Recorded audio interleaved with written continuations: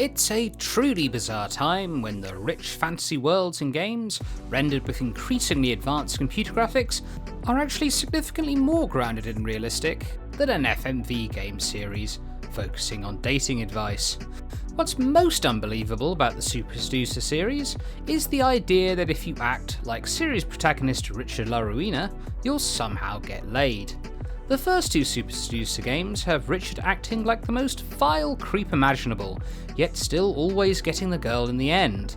This is provided the player makes the right choices for him, even if those answers involve insulting, manipulating, or lying to the object of his affections. Super Seducer 2 ramped up the absurdity and spectacle of the first Super Seducer to astonishing levels that increased the wacky comedy and campy fun exponentially. Can Super Seducer 3 buck the trend of this miserable pandemic and create an experience that's even more insane and irresistible to poke fun at than the last? The immediately obvious answer to this question is no. Super Seducer 3 portrays a world where the COVID-19 pandemic seemingly does not exist, but it's clear from the start that the pandemic has had an effect. Whereas the first level of Super Seducer 2 had Richard riding in on a tank to attend a lavish garden party at a mansion, the first level of Super Seducer 3 has him languidly shopping at a nearly abandoned supermarket. Of course, this is the Super Seducer world, so the woman he meets is a busty Swedish blonde who's doing her shopping while made up to the nines, wearing a plunging top, skin-tight jeans, and foot-high heels. Like everyone else in the game, she's not wearing a mask either, and seems happy to get up close and personal with Richard within hours of meeting him. Right off the bat, it's clear that this is a fantasy wish fulfillment world that's very distant from our own, and any romantic tips Richard gives feels even more dated than before. While Super Seducer 2 had an actual woman joining Richard in scenes where they would offer dating advice and comment on the player's choices, Super Seducer 3 instead has Richard speaking to the camera on his own. Though Richard is surrounded by a bevy of scantily clad buxom babes, they now give no opinions, just mutely staring into the distance or boredly scrolling through their phones. I was playing a pre-release censored version of Super Seducer 3, so these scenes were heavily blurred, as if I'd just stumbled into a brothel after laser eye surgery gone horribly wrong. Richard brags in the introductory video that there will be plenty of dumb shit to enjoy when the player picks an outlandishly wrong choice, and there is some truth to this. Richard is actually quite a talented improvisational actor, especially when he really hams up his stupidity on some of the wrong decisions. When Richard is flexing in the gym, you can choose for him to burst into the women's locker room. When they're understandably angry at him, he launches into a spiel about how gender is a social construct, and thus they should be allowed to get naked together. In this scene and many others, you can see Richard's co-stars are struggling not to laugh at him when they should be shocked, because of his wacky expressions and his unique talent for playing the part of an idiot savant. I suppose you could say Richard is the ultimate method actor. Unfortunately, a good number of the choices go from salaciously goofy to just rather unpleasant. In one scene, you can choose to have Richard go from cooking a romantic dinner for his paramour to threatening her with a knife and demanding she take her dress off. Other choices like this simply have Richard abruptly groping or otherwise assaulting a woman, to her shock and dismay. These sort of darker extreme choices quickly become repetitive and depressing, and they really dampen the otherwise fun mood. There are some jarring tonal shifts between the insane and the mundane, which really highlight just how dull Richard can be when he's supposedly making the right choices. The supermarket scene, for example, is massively slowed down when Richard and his companion start having a surprisingly long conversation about whether there's an afterlife. Predictably, Richard believes there isn't one, so we should just have as much fun as possible while we're still here. Which is probably why his life's goal seems to be shagging every aspiring actress and model in continental Europe.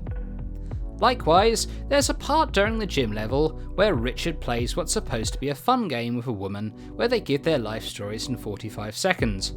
But this rote recitation of their lives ended up feeling more like 45 minutes, as it dragged on and on and on. The biggest problem Super Seducer 3 has is that it is still, once again, straddled painfully between some outdated pickup artist handbook and a campy, silly FMV adventure game. Plenty of the advice given isn't even remotely relevant in the lockdown era, and some of it relies on contrived PUA routines that most canny women would probably be able to spot.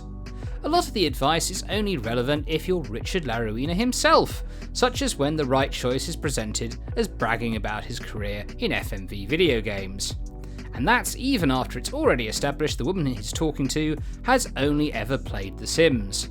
I suppose Richard always thinks that when it comes to himself, he's absolutely fascinating. There are some half-decent conversation starters and social games mixed in there, but it's unlikely the player will be able to remember them amidst all the other dross.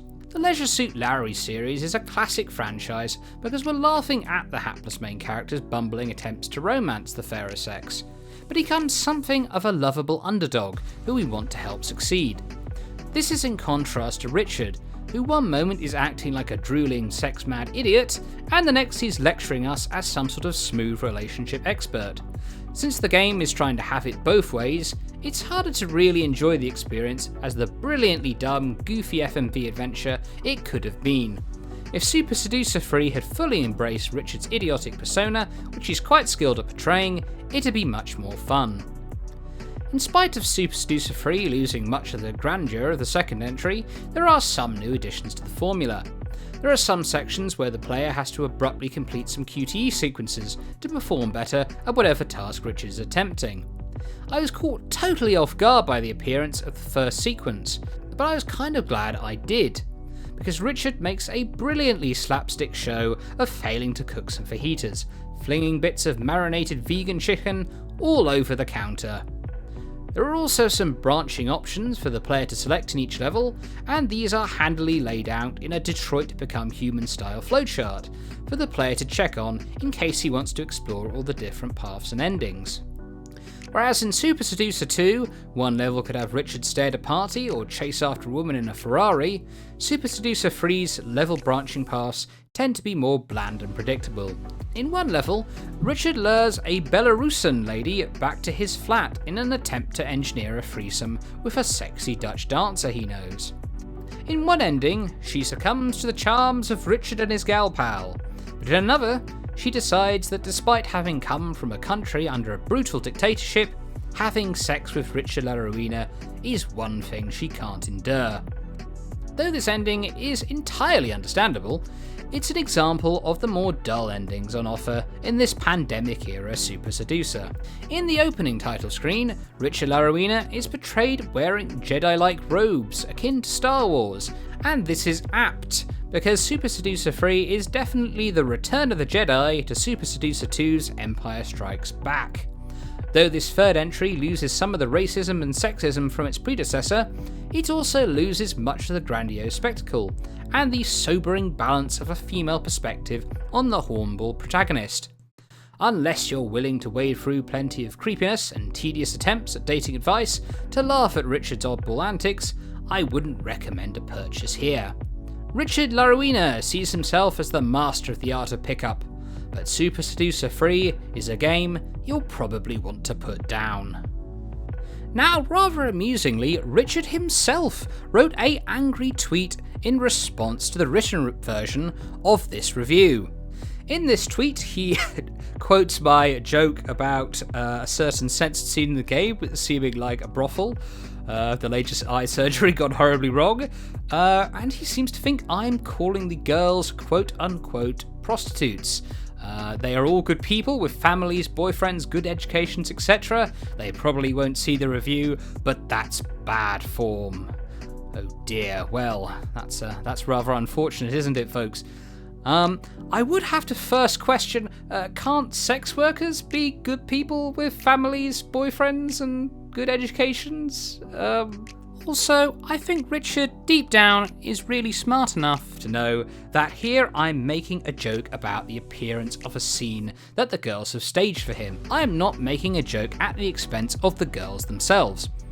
Also, Richard, given the version of yourself you portray in the game for comic purposes, don't you think it's a little unfair to try and cancel me over making a joke like this? I've got a proposition. Okay. Yeah. Some might call it indecent, but I think it's totally decent. So, got this little stack of cash, and it's all yours if... Wait, I'll hold it so you don't grab it. It's all yours if you come back with me and have sex. But you have to do exactly what I ask you to. You're trying to buy me?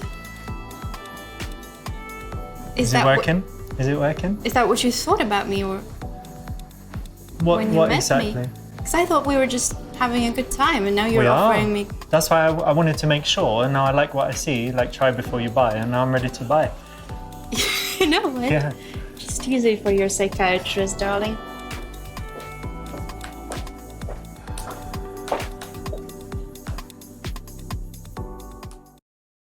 As you can see, Richard would never risk besmirching the ladyfolk to make a joke about purchasing sex for money. What a cad I am, eh, folks? Well, that's a wrap for another review, folks. Remember to like, subscribe, follow us on our social media, and visit the website. And if you want to see me potentially get into more unintentional beefs with Super Seducers, you can also follow me on Twitter. Alright, that's it. Bye!